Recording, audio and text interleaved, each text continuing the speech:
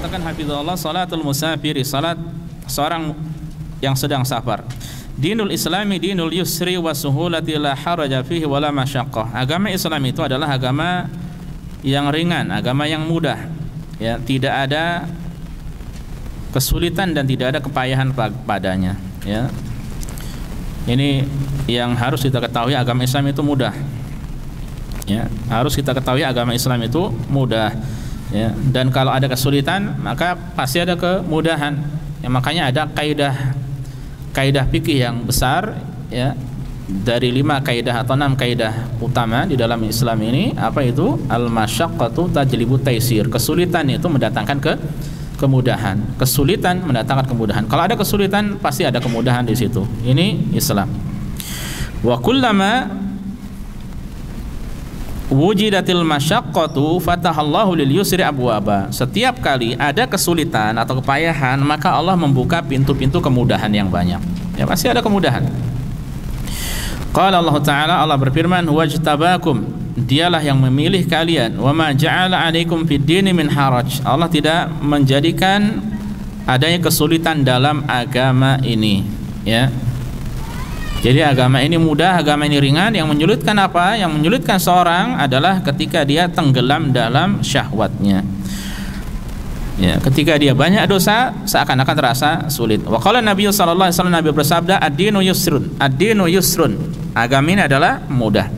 Wa qala ahlul ilmi rahimahumullah, para ulama mengatakan al-masyaqqatu tajlibu at-taisira. Kesulitan itu mendatangkan kemudahan. Walamma kana safaru madhinnatal masyaqqati ghaliban khuffifat ahkamuhu. Dan ketika safar, ya, secara umumnya itu adalah banyak kesulitan di situ, maka hukum-hukum seputar safar diringankan, ya. Ada keringanan, ya, dalam masalah safar. Famin dzalika, di antaranya pertama, jawazut tayammumi lil musafiri idza lam yajidil ma'a aw kana ma'ahu minal ma'i ma yahtajuhu li aklihi wa syurbihi, lakin, ya, aw kana, saya ulangi, aw kana ma'ahu minal ma' ma yahtajuhu li aklihi wa syurbihi. Bolehnya seorang yang musafir untuk melakukan tayammum apabila dia tidak mendapatkan air, atau dia punya air tapi air tersebut cukup buat makan dan minum saja, ya. Dia punya air perbekalan secukupnya. Kalau dia gunakan untuk wudu, habis airnya. Sementara dia tidak tahu nanti bagaimana cara mendapatkan air untuk minum. Bagaimana solusinya? Boleh tayammum. Boleh tayammum. Lakin akan tetapi mata ghalaba ala dhannihi annahu yasiru ila al-ma' qabla khurujil waqti.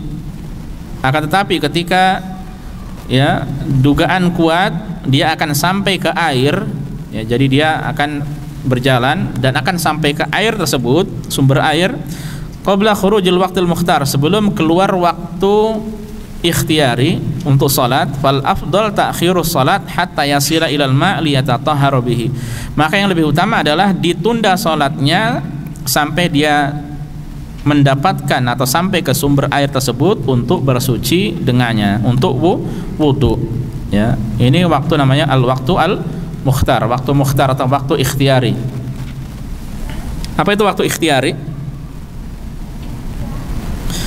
Jadi ikhwas sekalian azanallahu wa iyyakum, sebagian ulama mereka membagi waktu salat itu ada waktu darurat dan ada waktu ikhtiyar.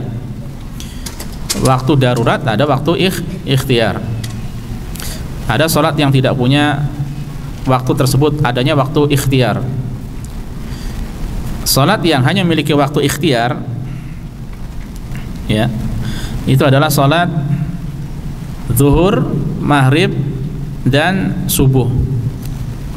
Ini semuanya waktunya adalah waktu ikhtiyar. Zuhur, apalagi maghrib dan subuh. Maksudnya waktu zuhur, ya, ketika matahari sudah condong ke barat, kemudian sampai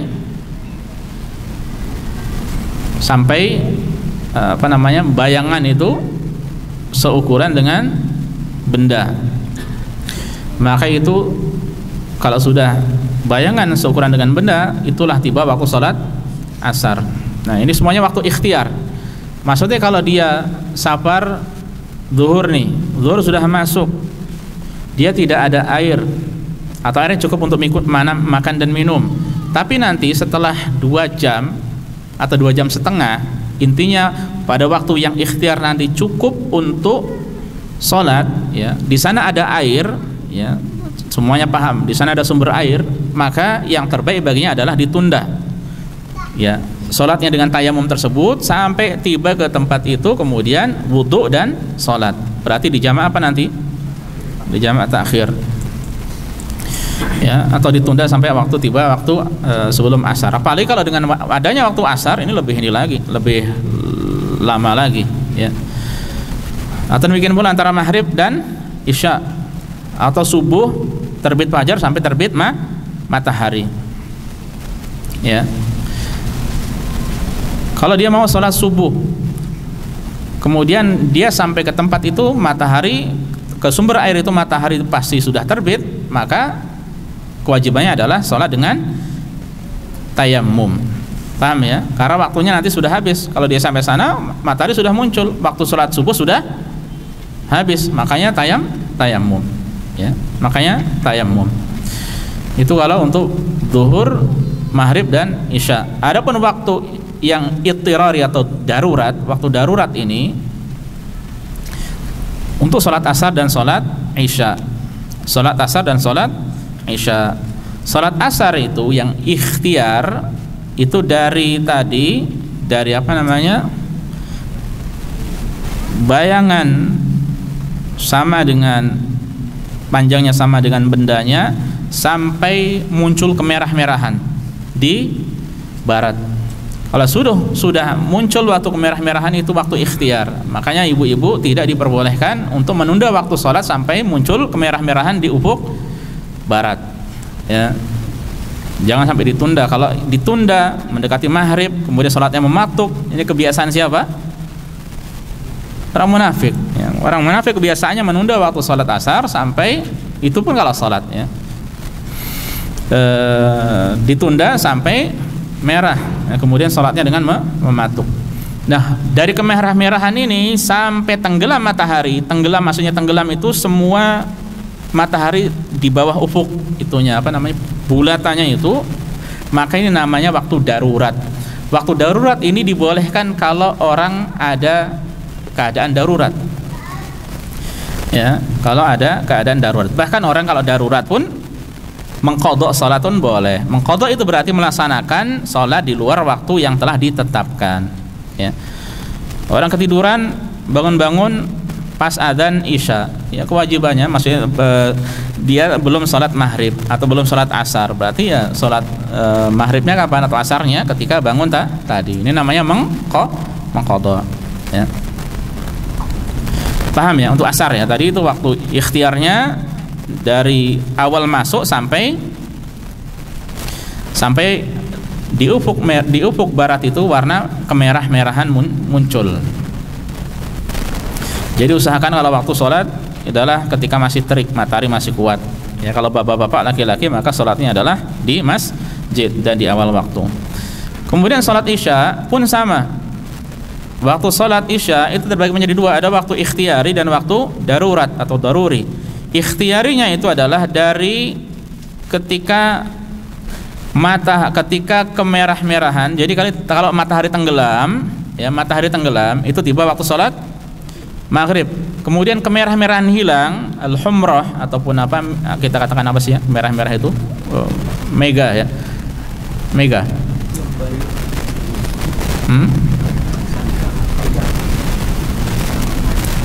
Ya, mega benar. Tanpa wati, ya. Siti itu tadi sudah. Mega, ya, ketika sudah hilang berarti merah-merah tidak ada sama sekali, itu tiba waktu sholat isya. Tiba waktu sholat isya. Nah, sholat isya ini kemudian nanti waktu ikhtiarnya sampai tengah malam. Bukan sampai sebelum fajar, tapi sampai tengah malam. Usahakan ibu-ibu khususnya, ya, ketika sholat jangan sampai melewati tengah malam. Tengah malam tidak melulu pukul 12. Tengah malam ini di dalam Islam melihatnya, mengukurnya dari tenggelam matahari sampai dari waktu tenggelam matahari sampai terbit fajar. Dihitung ya, dari tenggelam matahari sampai terbit fajar ini berapa jam? Apakah 12 jam atau 13 atau 11 atau 10, kemudian bagi dua. Bagi dua, tengah-tengahnya ini berarti tengah malam. Ya. Jadi jangan sampai lewat itu. Nah, adapun tengah malam sampai terbit fajar namanya waktu darurat untuk salat Isya. Jadi panjang. Waktu awal Isya sampai tengah malam sampai terbit fajar itu namanya waktu darurat. Kalau tengah sebelumnya pertama itu namanya waktu ikhtiari, ya. Paham ya? Nah, makanya ini yang beliau maksudkan di sini. Jadi kalau dia sampai waktu yang ikhtiari masih bisa melakukan, maka hendaknya ditunda salatnya, ya. Dan ada pendapat-pendapat yang lainnya yang berkaitan dengan masalah itu, ya. Wallahu taala alam. Intinya atau dengan mudahnya kita pahami, kalau seandainya menurut kemungkinan besarnya dia akan sampai ke tempat itu waktu sholatnya masih ada, belum keluar, maka yang terbaik adalah ditunda sampai dia sampai ke sumber air itu untuk wudhu, kemudian sholat dengan wudhu, ya. Wallahu ta'ala alam. Baik, yang kedua silakan Mas. Terbit matahari syuruk. Ya. Terbit matahari syuruk namanya. Kalau ini bukan sampai terbit matahari tapi sampai terbit fajar, ya. Menghitung tengah malam atau menghitung waktu malam itu tenggelam matahari sampai terbit fajar, bukan terbit matahari, ya, bukan terbit matahari tapi terbit fajar. Waktu subuh, adzan gitu saja kita mendapat. Sampai adzan subuh. Tinggal nanti bagi dua akan ketemu tengah malam, bagi tiga akan ketemu sepertiga malam pertama, sepertiga malam kedua, sepertiga malam terakhir. Berarti kalau seorang makan sahur di waktu sahur, masuknya sepertiga malam terakhir, ya. Taib. Poin yang kedua, innal masyruh fi haqqil musafir an yuqassira salat ar-ruba'iyyah fayaj'aluha rak'ataini min hini yakhruju min baladihi ila an yarji'a ilaihi walau talatil muddah. Sesungguhnya yang disyariatkan pada diri musafir adalah an yuqassir, mengqasar salat yang 4 menjadi 2. Hati-hati, ya. Bahkan ada mutawif atau pembimbing umrah yang berfatwa salat maghrib diqasar jadi 1,5 atau gimana ya. Wah, kacau beliau. Ya, gimana salatnya? 1,5 itu gimana? Salamnya gimana? Ya. Makanya ada fatwa-fatwa yang aneh, nyeleneh. Fa yaj'aluha rak'atain, maka dijadikan 2 rakaat dimulai dari dia keluar dari negerinya sampai kembali ke kampungnya lagi, meskipun waktunya itu panjang, meskipun hari itu, ya, meskipun safarnya itu panjang. Dan seseorang, ini penting ini, seseorang boleh memulai mengqasar setelah dia melewati bangunan terakhir dari negerinya, dari kampungnya, atau setelah melewati perbatasan kampungnya lah kalau di Indonesia. Karena kalau kebiasaan di sini atau di zaman Rasulullah SAW itu di daerah tanah yang luas seperti ini, kampung itu kan menyatu, ya. Kampung, tanah kosong, kampung lagi, tanah kosong, kampung lagi. Kalau sekarang bisa jadi dempet semuanya, ya kan? Ya, kemudian makanya solusinya dengan batas. Nah, kalau dari sini antum mau ke bandara, saya sering sampaikan ini, kalau dari sini mau ke bandara, maka daerah perbatasan terakhir di Damam itu di Hayyul Fursan namanya. Kalau sudah kanan kiri tidak ada bangunan lagi, tidak ada kampung, berarti nanti ke bandara antum sudah boleh mengqasar, ya, sudah boleh mengqasar. Dan secara asal salat Jumat juga bagi musafir tidak wajib. Berarti antum sudah dalam keadaan apa? Safar. Apakah wajib salat Jumat ketika di bandara? Ya. Secara asal musafir gugur, ya. Tapi dilihat juga kondisinya nanti antum ketika safarnya jam 4 salat Jumatnya, ya, jam sendirilah, ya. Masa enggak salat Jumat kan iman, ya. Atau demikian pula ketika mungkin safarnya berdekatan, ya, sulit untuk membedakan, maka gugur sudah secara asal hukumnya gugur bagi musafir. Dan beliau fokus di sini masalah mengqashar, karena masalah menjamak nanti banyak sebabnya. Kalau qashar sebab satu-satunya apa? Safar. Kalau jamak sebabnya itu banyak. Intinya ada masyaqqah atau tidak, kesulitan atau tidak. Bahkan ketika safar tidak ada kesulitan, yang terbaik adalah cukup diqashar tanpa di jamak. Saya ulangi, safar ketika tidak mendapatkan kesulitan maka cukup mengqashar tanpa menjamak. Ini yang afdol. Ya, dan beliau nanti sampaikan. Beliau sampaikan juga. Taib. Meskipun nanti waktunya itu panjang. Ketika dia memang niat safar, tidak tahu selesainya kapan, seminggu, 2 minggu, 3 minggu, sebulan, 2 bulan, belum selesai urusannya, ya, maka tetap dia pada dirinya disyariatkan untuk terus mengqashar sampai selesai urusannya. Ya, di tengah gurun ada mobil rusak, ya, atau ada apalah, pokoknya ada proyek, ya, bisa jadi selesai sehari, sejam, bisa jadi lebih dari itu, sampai sepekan belum selesai juga. Dari rumahnya ke gurun tersebut ya safar, sebulan belum selesai, 2 bulan belum selesai, pada haknya, pada dirinya dia boleh apa? Untuk terus mengqashar, ya. Tapi kalau sudah niat bahwasanya tinggal di sana nanti seminggu atau sebulan, itu berarti nanti di sana dia apa? Muqim, jelas, ya, muqim, ya. Dan ulama berbeda pendapat batasan muqim itu berapa hari, ya. Jumhur mengatakan 4 kali 5, ya, berarti 4 hari sholat wajib, 20 kali sholat wajib. Berapa hari? 4 hari. Hari yang kelima berarti sudah tidak safar. Ini kalau memang dia niatnya mau menginap atau mukim di suatu daerah, ya, lebih dari seminggu, ya. Sebagian mengatakan 15 hari, sebagian mengatakan lebih dari itu. Ada perbedaan pendapat di antara ulama masalah ini. Nah, beliau mencontohkan di sini lima tsabata fi sahih al-Bukhari. Dalilnya adalah hadis sahih riwayat Bukhari an Ibnu Abbas, dari Abdullah bin Abbas radhiyallahu anhuma, anna Nabiy sallallahu alaihi wasallam aqama bi Makkah amal fathi 19 yawman yusalli rak'atain. Nabi pernah mukim di Mekah pada tahun menaklukkan kota Makkah selama 19 hari beliau salat 2 rakaat. Wa aqama Nabi sallallahu alaihi wasallam bi Tabuk 20 yawman yuqassiru salata, dan beliau pernah mukim di Tabuk 20 hari beliau mengqashar salat, ya. Ini kira-kira beliau tahu tidak ketika mau Fathu Makkah itu 19 hari, ketika perang Tabuk 20 hari, tahu tidak? Tidak tahu. Perangan bisa jadi sehari selesai, bisa jadi 2 hari selesai, bisa jadi sepekan. Ternyata ini perang Tabuk sampai 20 hari. Niat dari awalnya adalah terus safar, tidak mukim di sana sampai 20 hari. Demikian pula ketika Fathu Makkah pun sama. Ya, Fathu Makkah ada peperangan di situ. Maksudnya ada apa? Ada safar, ada peperangan di situ yang tidak tahu berapa hari akan selesai. Ya. Ternyata selesainya sampai 19 hari. Ya. Beliau ketika tinggal di sana terus mengqashar salat. Beliau terus mengqashar salat. Ya, ini kalau tidak tahu. Kalau sudah tahu maka terhitung dia nanti apa? Muqim. Ya, terhitung muqim. Ya, bisa dipahami ya? Antum pulang ke Indonesia berapa hari? Sebulan. Mukim tidak di sana? Mukim, ya, mukim.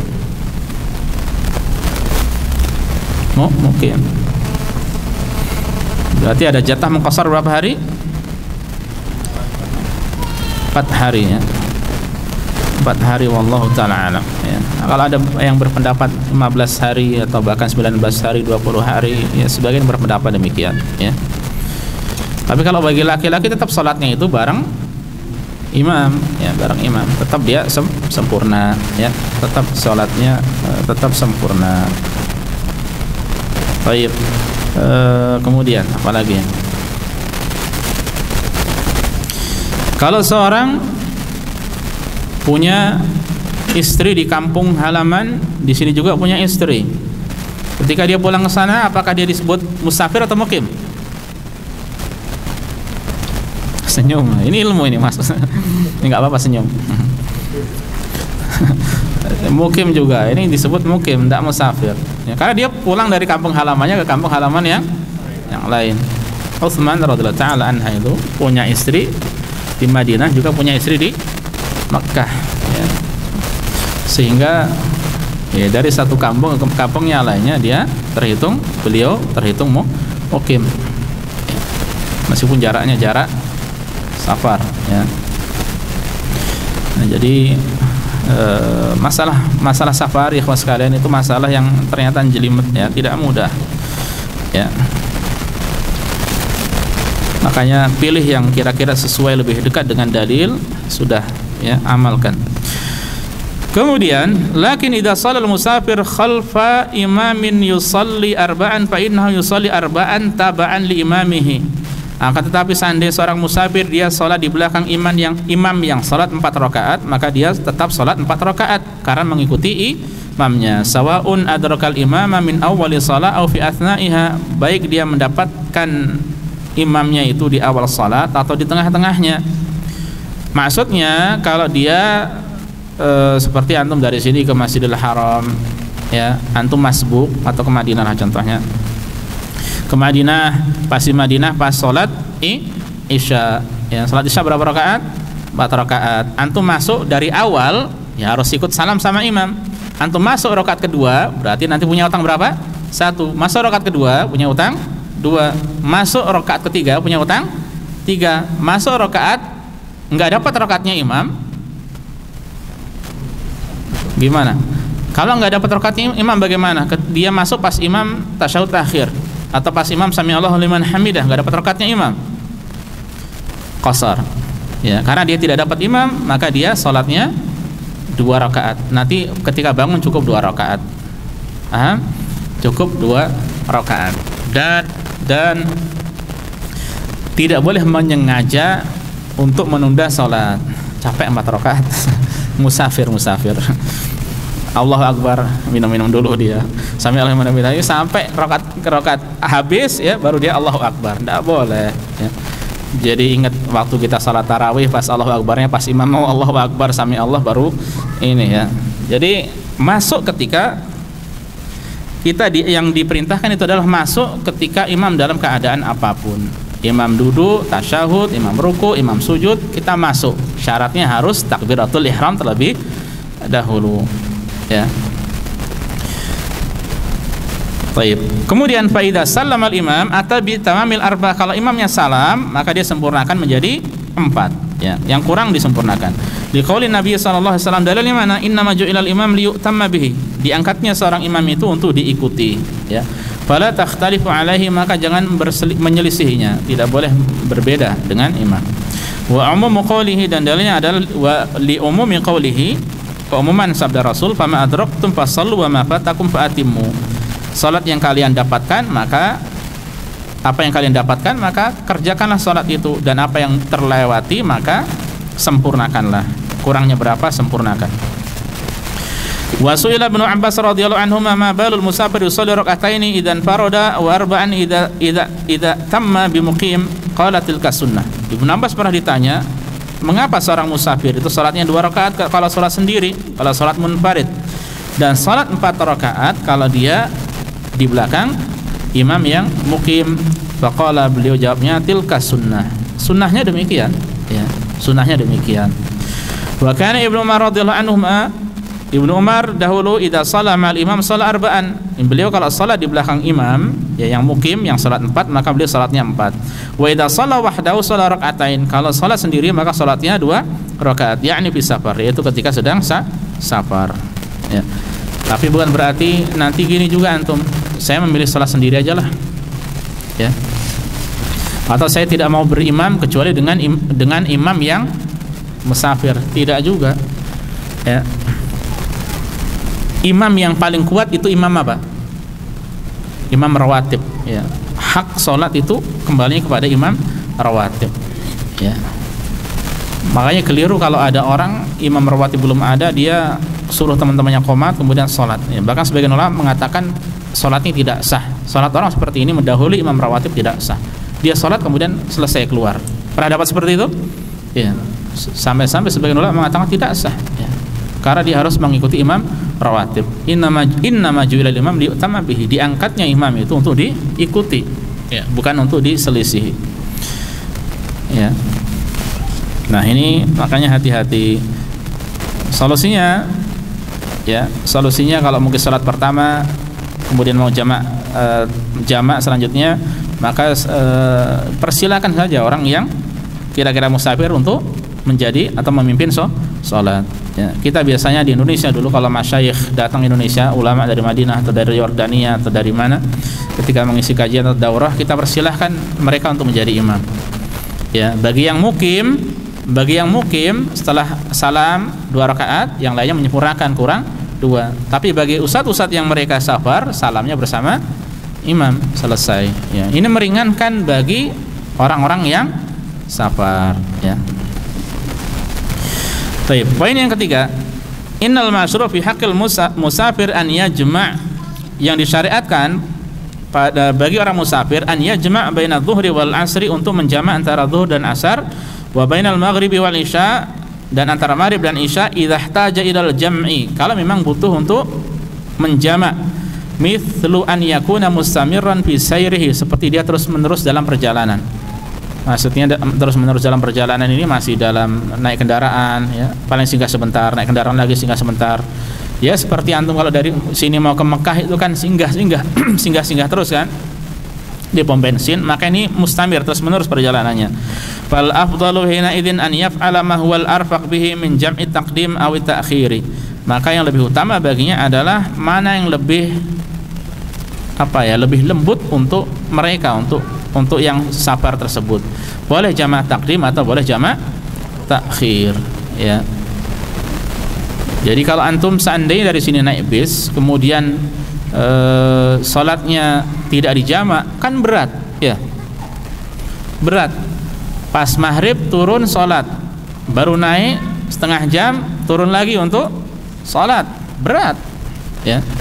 Maka dijama', baik takdim atau takhir boleh. Dari sini berangkat jam 4, maghribnya jam 5, baru naik 1 jam tidak sampai sudah turun. Ini kalau turun di salat maghrib, jamanya jama' takdim, sudah nanti ajalah di Riyadh, ya. Nah, berarti ini lebih ringan lagi, nanti di Riyadh sudah jama' takhir, boleh. Mana lebih baik baginya, ya, mana yang terbaik dari keduanya. Nah, ini masalah jama'. Ya, ini berarti ada masyaqqah seandainya tidak dijama'. Makanya amma idza kana ghaira muhtajin ilal jam'i, adapun kalau dia tidak butuh menjama', fal afdalu an la yajma', ya, maka yang lebih utama adalah tidak dijama' salatnya. Wa in jama'a fala ba'sa, kalau mau dijama' boleh, tidak mengapa, tapi yang lebih utama adalah tidak dijama', ya. Mithaluhu, contohnya, an yakuna nazilan bi mahallin la yuridu an yartahila minhu illa ba'da dukhuli waqti salati tsaniyah. Contohnya, dia singgah di suatu tempat yang dia tidak ingin berpindah dari tempat tersebut atau tidak ingin meninggalkan tempat tersebut kecuali setelah masuknya waktu salat yang kedua. Dia singgah di pom bensin, dia singgah di gurun, ya, mau di situ antara maghrib, ya, sampai mungkin 3 jam 4 jam setelah itulah, maka yang terbaik adalah dengan sholat tepat pada waktunya, ya. Atau mungkin seorang musafir singgah di atau kita umrah singgah di mana, di tempat tertentu atau di hotel, ya, atau safar kemana lah, dari daerah mana ke daerah yang lainnya, kemudian singgah di hotel, mau bermalam di situ, yang terbaik adalah sholat tepat pada waktunya, tidak di jama', ya. Fayusalli kulla fardin fi waqtihi, ya, kalau demikian keadaannya maka dia mengerjakan salat wajibnya tepat pada waktunya, li'annahu la hajata bihi ilal jam', karena asalnya dia tidak butuh untuk menjama', tidak ada kesulitan, tidak ada masyaqqah. Masjid juga gampang, dia salat di situ juga mudah, ya. Ini yang lebih tepat dan ini yang insyaallah taala sesuai dengan dalil. Yang ini dijelaskan panjang lebar oleh Ibnul Qayyim rahimahullahu taala, masalah menjama' ini. Jadi masalah menjama' itu bukan kemudian seorang bermudah-mudahan juga, tidak, ya. Ya, karena sekali lagi alasan qasar satu, safar, alasan jama' itu banyak. Intinya karena ada masyaqqah, kesulitan, kepayahan. Orang boleh menjama' ketika hujan karena ada alasan. Alasannya apa? Turun hujan, dan itu menyulitkan kalau dia salat kembali ke masjid, ya. pulang pergi, apalagi jalannya becek, apalagi banyak lumpur dan lain sebagainya. Ya, cukup sekali sholat di masjid, di jamak, kemudian pulang isya tidak sholat di masjid lagi karena sudah sholat tadi, ya. Dan kalau menjamak karena hujan itu khusus untuk orang yang sholatnya di masjid ataupun di rumah. Adapun yang di rumah tidak ada hak baginya untuk menjamak sholat. Jangan ibu-ibu menjamak sholat di rumah turun hujan. Ada apa ibu-ibu dengan turun hujan? Mau belanja? Ya. Jadi yang boleh menjamak itu adalah ketika dilaksanakan di masjid, dan yang menentukan adalah imam rawatib. Dan jamaah jangan memaksa imam untuk jamak. Seperti sebagian orang di sini nggak adab sama imam, ya, nggak adab sama imam. Terus atau kalau tidak imamnya tidak mau kemudian membuat jamak sendiri, tidak boleh. Itu sebab-sebab perselisihan seperti ini sebab-sebab orang itu tidak cocok sama pemimpin nanti. Ya, dia suka dengan imam, ini imam masjid itu imam, ya, imam kecil. Khalifah itu imam besar, ya. Kecil-kecil seperti ini dia sudah tidak taat, apalagi nanti dengan pemimpin yang besar, ya. Makanya jangan dibiarkan bibit-bibit penyakit ini harus nasihati, dihilangkan dari diri. Orang-orang tidak mau ini beda mazhab, bukan masalah beda mazhab, persatuan, ya, dan kesatuan jamaah masjid, ya. Kemudian ikhwas sekalian, ini selesai untuk salat musafir, dan perlu disampaikan bahwa yang lebih tepat untuk musafir itu tidak disyariatkan salat sunnah rawatib muakkadah, ya, tidak disyariatkan salat sunnah rawatib, tidak disyariatkan salat sunnah rawatib. Salat sunnah rawatib hukumnya apa? Namanya juga salat sunnah, hukumnya sunnah. Ya, simpelnya alasannya gini aja ikhwah, yang 4 saja yang wajib ini dijadikan 2, ya, iya kan? Mengapa ini padahal wajib nih, 4 jadi 2. Masa kita mau melakukan yang hukumnya sunnah? Seandainya hukum yang sunnah disyariatkan, yang 2 diempatkan lagi aja, pahalanya lebih banyak. Milih mana? Ya, pahalanya lebih banyak. Makanya tidak disyariatkan. Mau salat sunnah yang lainnya boleh. Tahiyatul masjid, salat malam, salat duha dan sebagainya boleh. Ini yang lebih tepat insyaallah taala, ya. Dan kemudian yang kedua, tidak ditemukan dalam hadis Rasul sallallahu alaihi wasallam ketika safar itu beliau ketika salat sendiri atau bersama jamaah yang safar, beliau menyempurnakan salat. Tidak pernah ditemui demikian. Yang ada adalah beliau senantiasa atau selalu mengqashar salat, ya. Beliau selalu mengqashar salat.